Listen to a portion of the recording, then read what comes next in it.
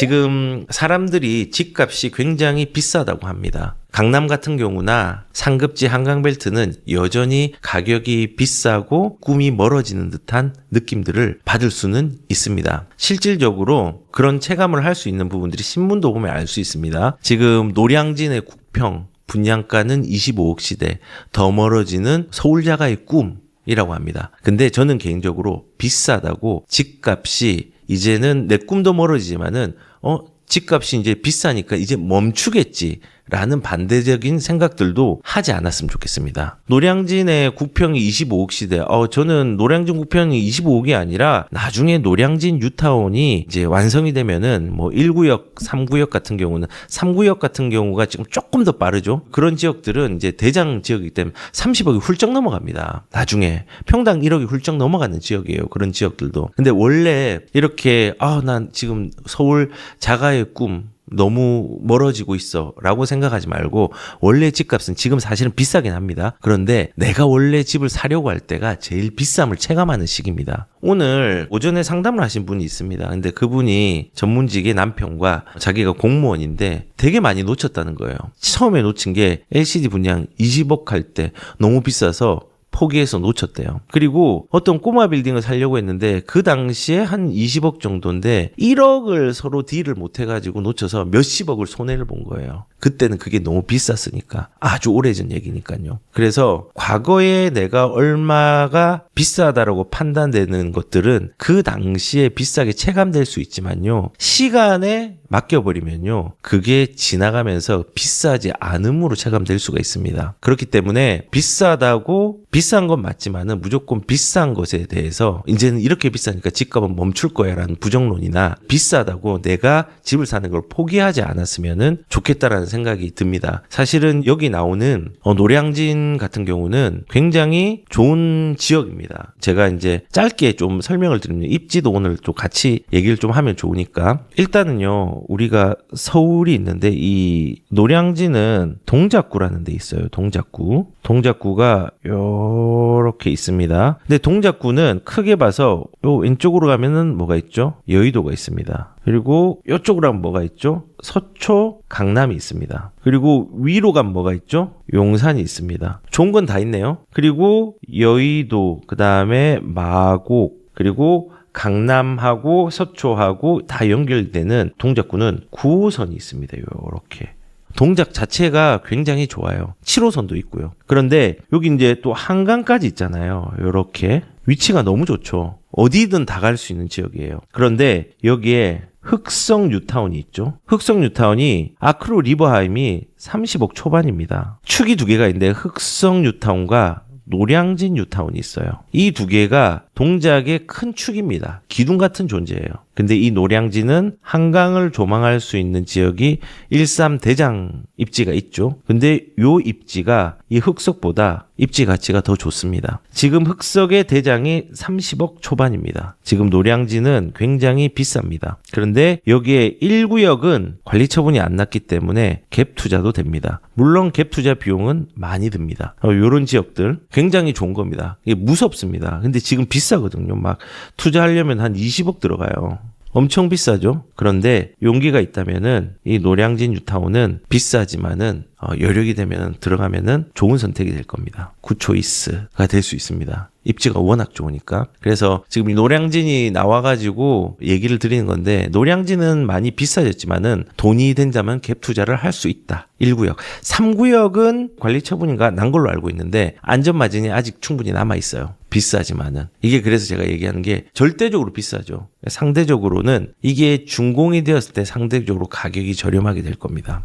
지금 시장의 흐름과 방향으로 볼 때. 그렇습니다. 그래서 이렇게 이제 신문에 나왔길래 제가 한번 이렇게 얘기를 해봤습니다. 그래서 노량진 뉴타운이 이제 7구역, 6구역 뭐 이런 데가 훨씬 더 빠르죠. 139역이 제일 느리고 상대적으로는. 그런데 이제 그 지역이 대장이다. 그리고 거기는 갭 투자를 할 수 있는 곳이 있다. 정도만 말씀을 드리고 멀어진다라고 생각하지 말고 여력이 된다고 하면은 충분히 무언가를 할 수 있는 게 좋다라고 이제 얘기를 드렸습니다. 그런데 우리가 이제 비싸다고 집값이 멈춘다고 생각하지 말고 비싸다고 포기하지 말라고 했는데 실질적으로 물리적으로 너무 비싸잖아라고 이제 생각을 할 수 있습니다. 그런데 이럴 때는 우리가 어떻게 해야 되냐면요. 6억이던 집값 4억이 됐다. 탄식, 불펜만 믿었는데 이거를 다르게 해석하면은 기회가 보입니다. 시간차와 순서를 알고 가는 게 되게 중요한데 지금 여기서 6억이었던 게 4억이 되었다. 그러면은 어떤 지역인지 보고 우리가 갈 수 있으면은 입지적 가치가 있다면 가면 되겠다라는 마음으로 지역들을 바라보는 게 좋습니다. 그래서 해석을 다르게 해야 돼요. 그러니까 어떻게 해석을 해야 되냐면요.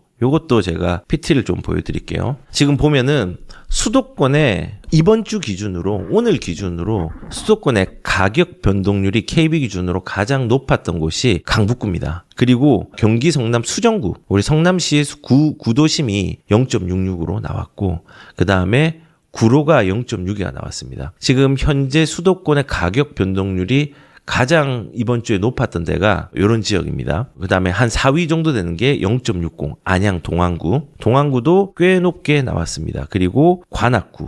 관악 0.57, 0.5, 0.2가 넘으면 상승입니다. 0.3이 넘으면 급등입니다. 0.4, 0.5면요.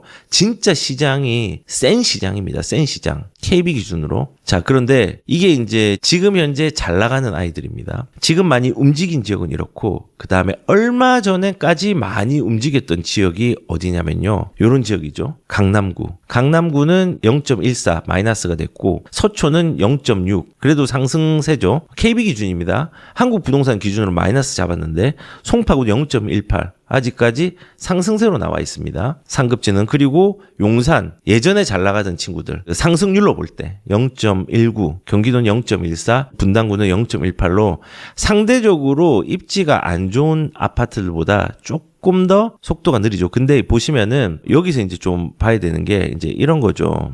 여기 보면은 지금 가격 본전이 지금 현재 기준으로 많이 나온 데는 이렇게 흐름이 올라가고 있습니다. 어떤 데는 여기 최고점에 조금 미치지 못하거나 가까이 갔고요. 요거는 거의 최고점까지 비슷하게 갔고 요것도 비슷하게 갔죠. 그리고 지금 강북구 같은 경우는 아직까지 고점 지수 대비해서 아직 많이 올라오지 못했습니다. 그리고 수정구 같은 경우는 예전 상승률 자체를 뛰어넘었고 구로구 같은 경우는 이번 주는 올랐지만은 이렇게 오르지 않았습니다. 지금 가격이 올라간 데는요. 중간쯤 왔거나 넘어간 거는 뭐 한 군데밖에 없고 아니면은 가까이 왔거나 예전에 가격 지수에 가까이 갔습니다. 그런데 강남구나 서초나 송파는요. 지금 가격의 변동률이 좀 떨어져 있지만은 이게 예전 거를 훌쩍 다 뛰어넘었습니다. 서초도 마찬가지고 송파도 마찬가지고 그리고 용산도 뛰어넘었습니다. 훌쩍 다 뛰어넘었습니다.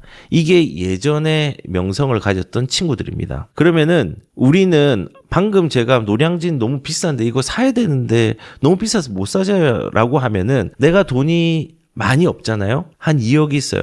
2, 3억이 있어. 그리고 그 이하로 있으면요. 우리가 이런 걸 좀 봐야 된다. 욕먹을 각오를 하고 하는 건데 왜 그러냐면요. 지금은 이 얘기하면 욕먹거든요. 근데 이거를 그래 그때 욕을 먹었지만 잘 얘기했다라고 얘기할 시기가 저는 1년 뒤라고 생각하고 얘기를 하는 겁니다. 북부 지역에 적은 투자금이 기회인 지역이 있습니다. 지금 보시면은 지금 현재 요렇게 올라오는 거와 다르게 보시면은 여기는 아직까지 움직이지 않았습니다. 덕양구. 근데 제가 얘기하는 게 이 덕양구의 모든 데를 사라고 하는 게 아닙니다. 덕양구, 일산구, 파주 요겁니다. 공통점 뭐냐면요. 물량의 역량이 좀 있었어요. 근데 이 물량의 역량이 사라지고 있습니다. 그리고 교통에 대한 호재가 있는 데를 가야 됩니다. 덕양구에도 GTX 호재가 있는 데가 있죠. 그리고 일산 서구에도 GTX 호재가 있는 데가 있죠. 파주 같은 경우도 GTX 호재가 있는 데가 있습니다. 근데 요런 경기 북부의 적은 투자금으로 기회인 지역이 지금 시장이 매우 안 좋은 지역이거든요. 근데 모든 안지원지역이 다 좋다가 아니라 이런 지역들이 이제는 움직일 때가 되지 않았나라는 생각도 가져봅니다. 그래서 예를 들어서 파주를 보면요. 파주에는 여기 보면은 운정이 있죠. 운정이 있는데 요 대장이란 말이에요. 아이파크가. 근데 지금 이렇거든요. 가격이 진짜 쌉니다. 아직 가격이 움직임이 없습니다. 요런 지역들, 그러니까 이 아파를 꼭 사라는 게 아니라 지금 운정역 주변 GTX는 이제 조만간에 연결이 이제 일체형으로 연결이 되고 한 2030년 정도 되면은 완성형이 되겠죠. 근데 그 이전에 파주 같은 경우는 물량이 올해가 조금 지나면은 이제 내년부터는 물량이 없습니다. 많이. 상대적으로 많이 줄어듭니다. 그런데 가격은 안 올랐습니다. 그런데 교통이 좋아집니다. 근데 지금은 사람들이 이 얘기하면 욕합니다. 그럴 때 돈이 작으면은 지금이라도 자산을 조금이라도 불릴 수 있는 여건들을 이런 지역들을 통해서 마련하는 것도 저는 좋다고 생각합니다. 그래서 제가 초두에 얘기를 했잖아요. 욕먹을 각오를 하고 하는 이유가 지금 여기 얘기하면 욕먹거든요. 그런데 제가 뭐 돈을 10억 가진 사람, 20억 가진 사람이 집을 사라는 얘기가 아니라 지금 돈이 부족하고 그리고 상대적으로 전세에서 밀려나서 아무것도 할 수 없는 상황이 된 사람은요, 또 다른 월세를 선택하는 게 아니라 새로운 매매를 선택할 때 작은 돈으로 기회인 지역들도 한번 생각해 보라는 겁니다. 물론 제가 다 적진 않았어요. 그냥 공통점이 뭐냐면은 물량이 줄어들었다. 그리고 교통 호재가 있는 지역 중에서 요 덕양, 서구, 파주에 있는 일부 물건들에 조금 기회를 누려보는 게 좋겠다. 왜냐하면 지금 가격의 흐름들이 이런 식으로 낮아져 있기 때문에 그렇습니다. 그리고 또 욕먹을 지역들 보면은 이런 지역은 진짜 욕먹겠죠. 평택 같은 경우도 교통 호재와 플러스 물량이 있죠. 근데 이거는 제가 실거주 올해, 투자는 내년이라고 얘기를 한 이유가 물량이 2028년까지 아직까지 남았습니다. 2년 반 남았어요. 물량이 계속 나올 겁니다. 그래서 얘는 늦게 투자해도 괜찮아요. 평택 같은 경우는 물량 때문에. 근데 다만 내가 지금 돈도 아주 많지는 않고 근데 평택에 반드시 실거주를 해야 돼 라고 이제 생각하는 사람들, 그리고 투자에는 자신 없어 하면은 올해에 실거주를 해도 괜찮습니다. 기다림을 가져야 되니까. 근데 투자자는 올해 하면은 조금 아쉬울 수 있습니다. 물량이 아직까지 많으니까. 그리고 평택 같은 경우는 지제역을 중심으로 대각선으로 비전동까지 쭉 내려오다가 이제 용의동까지 내려오잖아요. 그 지제역에서 고덕 국제 신도시 뒤쪽으로 가면 안 돼요. 그러니까 예를 들어서 이런 거죠. 여기가 이제 고덕 국제 신도시, 그리고 여기가 이제 삼성이 있고 여기 이제 지제역이 한 요쯤에 있잖아요. 여기가 제일 비싸요. 근데 이 삼성 아래쪽에도 지제역 있으면은 요 주변으로 요렇게 대각선으로 가면 이제 용의동까지 나오거든요. 이 용의동으로 갈 때 요 대각선으로 가는 만큼 가격들이 요쪽으로 가면 빠지고 요쪽으로 가면 빠집니다. 그런데 이제 용의동 가면은 조금 가격들이 다시 올라오거든요. 용의동에 있는 비전동은 조금 가격이 약하고 용의동 쪽 괜찮지만은 웬만하면은 요 삼성역 주변으로 가십시오. 그리고 요렇게 반대로 가면은 이제 한 개가 항만 하나가 나올 겁니다. 이 뒤쪽은 쳐다보면 안 됩니다. 그래서 요 라인에서 서울하고 연결이 잘 되는 라인에서 이제 물량이 나오고 있으니 실거주자는 좀 싸게 사는 것도 나쁘지 않고 시간은 조금 걸릴 거지만 우리가 언제 오른지를 맞출 수 없으니, 근데 여유는 있으니 투자자는 내년, 실거주자는 올해 정도 들어가면은 나쁘진 않을 것 같다라는 이제 생각을 제가 한번 가져본 겁니다. 자, 그리고 단원구 같은 경우도 사실은 신안산선이 있죠. 신안산선이 연결이 되는 지역 중에서 지금 시기적으로도 가격이 많이 떨어져 있습니다. 여기가 아주 좋은 지역이 아니라 시기적으로 괜찮고 서울 연결성이 개선되기 때문에 요럴 때 물건을 사는 거는 싸게 살 수 있는 기회가 있다는 겁니다. 물론 단원구도 있고 뭐 시흥도 괜찮은 데가 있고 더 좋은 데는 군포가 있고 더 좋은 데는 또 의왕이 있습니다. 근데 이제 우선은 조금 싸게 들어갈 수 있는 데를 좀 여기서 말씀을 드린 겁니다. 그리고 김포 같은 경우도 지금은 굿 타이밍입니다. 마침 호재가 터졌죠. 시기적으로 가격들이 움직이지 않았죠. 호재가 뭘까요? 3월 10일인가 이제 예타 통과했죠. 그래서 김포 검단 5호선에 예타를 통과해가지고 이게 지금 되진 않지만 예타 통과로 인해서 가격들을 움직일 수 있는 부분에 도화선을 좀 만들 겁니다. 그리고 너무 오랫동안 가격이 움직이지 않았습니다. 그래서 이런 지역들 10개의 노선들이 생기거든요. 10개의 노선이 생기는데 제가 한번 보여드릴게요. 지금 5호선이거든요. 근데 여기 보니까는 2026년도 예비 타당성 통과를 했어요. 통과를 하고 10개의 역이 생깁니다. 25m 정도 구간으로 10개의 역이 생기고 예비 타당 통과를 3월 10일 날 했습니다. 종합평가를 하고 예타를 통과를 했죠. 그래서 이런 지역들 우리가 좀 좋게 봐야 됩니다. 시기적으로 나쁘지 않습니다. 물론 이거보다 더 상급지가 더 좋은 데가 많이 있지만 우선은 단원구 같은 경우도 돈이 작게 들어가는 곳,